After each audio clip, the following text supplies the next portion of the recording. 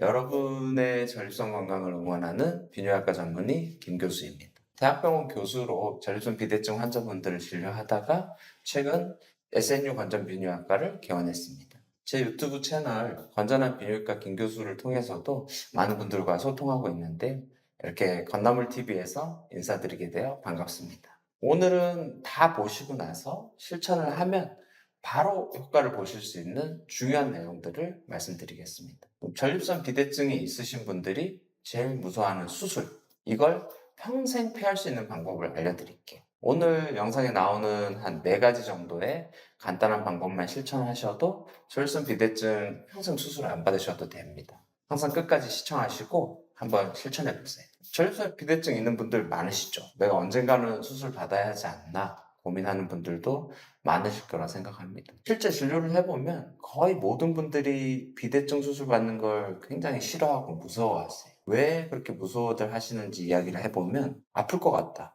이렇게 이야기하시는 분들도 있고, 친구가 전에 수술을 받았는데 부작용이 되게 심하더라 그런 이야기를 하시는 분들도 있어요. 사실 이런 걱정은 단순히 수술이 무서워라기보다 그만큼 일상생활이 힘들어졌다는 신호기도 합니다. 예를 들어서 야간용 때문에 밤에 잠을 설치니까 낮에는 만성 피로에 시달리고, 빈뇨나 긴박뇨 때문에 장거리 운전이나 영화 관람 같은 평범한 활동조차 망설이게 됩니다. 요즘은 수술 기술들이 많이 발전했기 때문에 환자분들이 걱정하시는 수술의 통증, 부작용 같은 문제는 많이 줄었습니다. 하지만 아직도 어르신들이 걱정하시는 그런 내용들이 일부 사실이기도 해요. 전립선 비대증 수술은 기본적으로 소변을 편하게 보기 위해서 받는 수술입니다. 손상을 위한 수술이니까 암 수술 같은 거하고는 다르게 수술을 피할 수 있으면 피하는 게 상책일 수 있습니다. 하지만 전립선 비대증을 제대로 관리하지 못해서 우리 몸에 심각한 이상이 생기는 경우에는 수술 꼭 받으셔야 하죠. 가장 대표적인 경우가 바로 소변 길이 완전히 막혀서 소변이 전혀 안 나오는 급성요패입니다. 극심한 통증을 동반하는 응급상황입니다. 급성요패가 생기면 별 다른 방법이 없어요. 즉시 병원을 방문해서 소변줄, 즉 도뇨관을 삽입하고 인공적으로 소변을 빼내야 돼요. 소변줄을 며칠 차고 있으면 요도도 아프고 피가 나기도 하고 소변 주머니 때문에 일상생활도 아주 불편해지죠. 물론 이렇게 급성요패가 반복되는 경우 외에도 소변이 제대로 비워지지 않아서 세균이 번식하면서 요로 감염이 자꾸 재발하거나 방광 안에 돌, 결석이 생기는 경우, 심하면 방광 기능 자체가 영구적으로 손상될 위험이 있을 때도 수술을 고려해야 됩니다. 바꿔서 말하면 수술을 안 받으시려면 이 급성요패만 피하시면 됩니다. 전립선 비대증이 좀 있으셔도 본인이 관리를 잘 하셔서 급성요패까지는 안 오게 하시면 사실 평생 수술 안 받으셔도 되는 거죠. 지금부터 진짜 중요한 내용을 말씀드릴 건데요. 급성요패를 예방하는 생활수칙 4가지를 알려드리겠습니다. 첫 번째, 감기약 성분을 꼭 확인하셔야 됩니다. 환절기만 되면 급성요패로 응급실에 오시는 어르신들이 부쩍 늘어요. 가장 흔한 원인이 바로 감기약입니다. 특히 코막힘을 줄여주는 혈관 수축제나 일부 항히스타민제가 문제가 될 수 있는데요. 이 성분들이 전신에 작용을 하면서 방광 출구와 전립선을 둘러싼 그런 근육까지 수축을 시켜버려요.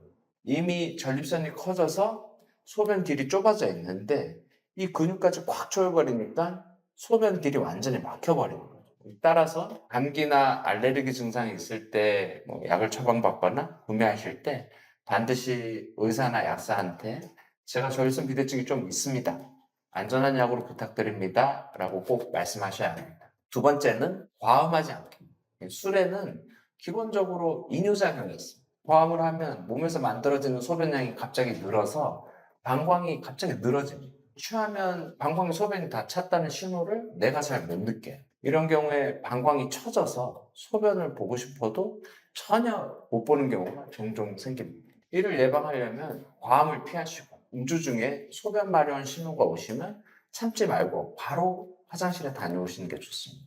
세 번째로는 소변을 너무 오래 참으면 안 됩니다. 전립선 비대증이 있으신 분들 소변을 너무 오래 참으면 이 소변 줄기가 더 약해지는 경우를 많이 경험하셨을 거예요. 소변이 많이 차서 방광이 너무 늘어나게 되면 방광벽이 얇아져서 소변 배출을 위한 충분한 수축력이 나오지가 않습니다.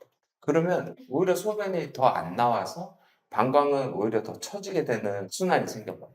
그러므로 방광의 소변이 너무 많이 차지 않게 항상 조심해야 돼요.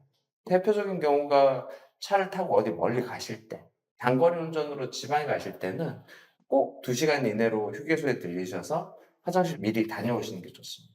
넷째, 취침 전 배뇨를 하셔야 됩니다. 앞에서 말씀드린 거랑 같은 이유로 주무시기 전에도 화장실을 꼭 다녀오시는 게 좋습니다. 하루 중에 우리가 소변을 가장 오래 참게 되는 시간이 바로 취침 시간입니다. 아마 방광에 소변이 너무 많이 차게 될 가능성이 높아요. 전립선 비대증이 있으신 분들 아침에 깨서 첫 소변이 특히 약하신 경우가 많잖아요. 주무시기 전에 소변을 미리 보시는 습관을 들이시면 이런 증상도 같이 좋아질 수가 있어요. 우리가 일상에서 피해야 될 것 4가지에 대해서 알아봤는데요.